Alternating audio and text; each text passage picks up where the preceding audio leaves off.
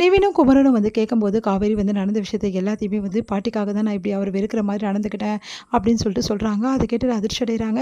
என்ன காவேரி இப்படி பண்ணிட்டேன் அப்படின்னோடனே, பாத்தியா இப்போ இது எங்கே வந்து நிற்குதுன்னு சொல்லிட்டு, கண்டிப்பாக விஜய் இதுக்கு எந்த வந்து சம்மதமும் தெரிவிச்சிருக்க மாட்டார், அது எங்களுக்கும் புரியுது. ஆனால் விஜய் இப்போ இல்லையே, எங்கே போனாருன்னு தெரியலையே அப்படின்னு சொல்லிட்டு விஜய்க்கு கால் பண்ணி பார்க்கலாம் அப்படின்னு சொல்லிட்டு நான் கால் பண்ணி பார்த்தேன், எடுக்கலை அப்படின்றாங்க. சரி நாங்கள் ட்ரை பண்ணுறோம், நீ போ காவேரி அப்படி சொல்லிட்டு அனுப்பிச்சிட்டு அவங்க இப்போ ட்ரை பண்ணி பார்க்குறாங்க. விஜய்க்கு ஃபோனே எடுக்கல. என்னென்ன இது அப்படி சொல்லி சொன்னோன்னே, சரிடா நான் ட்ரை பண்ணுறேன், நீயும் தனியாக போய் ட்ரை பண்ணு அப்படின்றாங்க. சரிண்ணே நான் கிளம்புறேன், விஜய்க்கு நான் எப்படியும் விஷயத்த சொல்லிடுறேன், நீங்கள் கவலைப்படாதீங்க அப்படின்னு சொல்லிட்டு சொல்கிறாங்க. சரிடா நானும் எப்படியாவது பார்க்குறேன் அப்படின்னு சொல்லிட்டு 2 பேரும் முடிவு பண்ணுறாங்க. வந்து நிவின் என்ன பண்ணுறாரு, விஜய்க்கு கால் பண்ணுறாரு. கரெக்டாக காலை விஜய் எடுத்துடுறாரு. என்ன நிவின் ஃபோன் பண்ணியிருக்கீங்க நிறைய அப்படின்னோடனே, காவேரியும் கால் பண்ணியிருக்கா, அவள் ஃபோனுக்கு போட்டால் எடுக்கலை, சொல்லுங்கள் நிவின் அப்படின்னோடனே நடந்த விஷயத்தை எல்லாத்தையும் நிவின் வந்து விஜய் கிட்ட சொல்கிறாரு. விஜய் அதிர்ச்சி அடைகிறாரு. நீங்கள் எங்கே இருக்கீங்க விஜய்? நான் ரொம்ப தூரம் வந்துட்டேனே அப்படின்றாரு. இங்கே முதல்ல கிளம்பி நாளைக்கு காலையில் வீட்டுக்கு வந்துடுங்க, ப்ளீஸ் சொன்னால் கேளுங்க. அப்படி எதுக்காக அப்படின்னோடனே நடந்த விஷயத்தை எல்லாத்தையுமே வந்து நிவின் ஒன்று சொல்கிறாரு. இவ்வளோ நடந்திருக்கா, அது மட்டும் இல்லை விஜய், இன்னொரு விஷயமும் உங்களுக்கு தெரியாத விஷயம் இருக்குது. இவ்வளோ நாளாக காவேரியே இப்படி பண்ணிகிட்ருக்கா, ஏன் நான் விலகி போகிறா அப்படின்னு சொல்லிட்டு நீங்கள் கவலைப்பட்டு இருந்தீங்கன்னா, ஆமாம் அதுக்கும் காரணம் உங்கள் பாட்டி தான். உங்கள் பாட்டி தான் அந்த உலகத்தை விட்டு நான் போயிடுவேன் நீ வந்து என்ன சொல்லியிருக்காங்க, அதுதான் காவேரி வர மறுத்துருக்கா அப்படின்னோடனே, ஐயோ இவ்வளோ நடந்திருக்கா, நான் சீக்கிரமாக வந்துடுறேன், நான் இப்போவே கிளம்புறேன், வந்தால் கரெக்டாக காலைல வந்துடுவேன் அப்படின்னு சொல்கிறாரு. சரி நேராக காவேரி வீட்டுக்கு வந்துடுங்க விஜய் அப்படின்னு சொல்லிட்டு நிவினும் சொல்கிறாரு. இவங்க இருக்க பேசியிருக்கிறத வந்து கேட்டுறாங்க. யமுனா என்ன பேசிகிட்டு இருக்கீங்கன்னொன்னே, இது வேறு விஷயம், நீங்கள் ஏதோ பேசிகிட்டு இருக்கீங்க நல்லா தெரியுது, நாளைக்கு காவேரி வீட்டுக்கு போகிறேன்னு சொல்லிட்டு இருக்கீங்க, என்ன கதை உங்களுது, காலை எதுக்கு அங்கே போகிறீங்க, நீயும் வா, வந்தால் தெரிஞ்சுப்பேன் அப்படின்றாங்க. யமுனாவை நிவின் என்ன சொல்கிறாரு இவர் அப்படின்னு புரியாமல் யோசிக்கிறாங்க. வந்து காவேரி வந்து காலையில் வந்து அப்படியே வந்து இருந்துகிட்ருக்காங்க யோசனையிலேயே.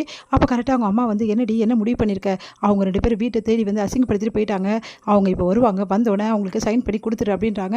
என்னால் கழுத்து போட முடியாதுமா, நான் விஜய்க்கு டைவர்ஸ் கொடுக்க முடியாதுமா, அவர் இதெல்லாம் செஞ்சிருக்கே மாட்டாருமா, அவர் வரட்டும், வந்தோடனே அவர்கிட்ட பேசிவிட்டு இதை பற்றி யோசிக்கலான்னு.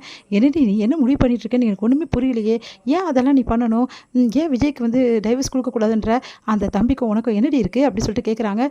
உன்னை வந்து நான் ஒரு அம்மாவை கேட்கக்கூடாது, ஆனால் நான் கேட்குறேன், சொல்லு என்ன நடந்தது, எதுக்காக வந்து அந்த பையன் கூட நீ வாழணும்னு நினைக்கிற, ஏன் அந்த பையனை வந்து நீ விட முடியல ஒன்றால், சொல்லு அப்படின்னு சொல்லிட்டு பயங்கரமாக வற்புறுத்துறாங்க.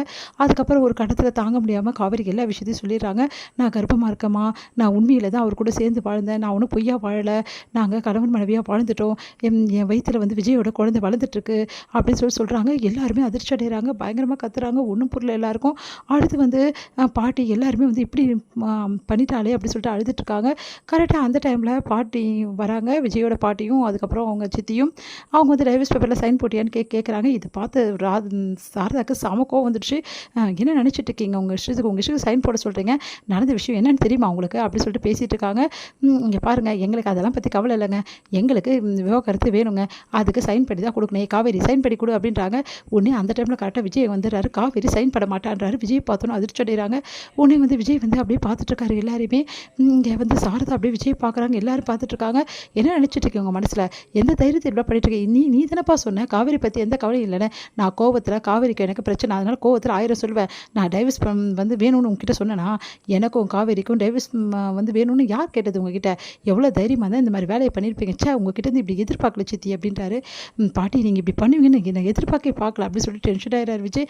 உங்கள் நல்லதுக்கு தான்ப்பா பண்ணுற, போதும் நீங்கள் நல்லதுக்கு பண்ணது, இதில் எனக்கு விருப்பமே கிடையாது, இங்கே பாரு காவேரி, இதில் இதுக்கும் எனக்கு எந்த சம்மந்தமும் கிடையாது, நீ தப்பாக நினைக்காதடி அப்படின்னு சொல்கிறாரு. அதை கேட்டுட்டு காவேரி எனக்கு தெரியுங்க அப்படின்றாங்க.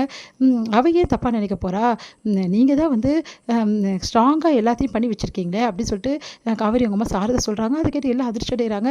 என்ன பார்க்குறீங்க, அவள் எக்காரணம் கொண்டு டைவர்ஸ் தர முடியாது, ஏன்னா உங்கள் வீட்டு வாரிசு என் பொண்ணு வயிற்றில் வளர்ந்துட்டுருக்குது அப்படின்னோடனே அப்படியே அதிர்ச்சி அடைகிறாங்க எல்லாருமே.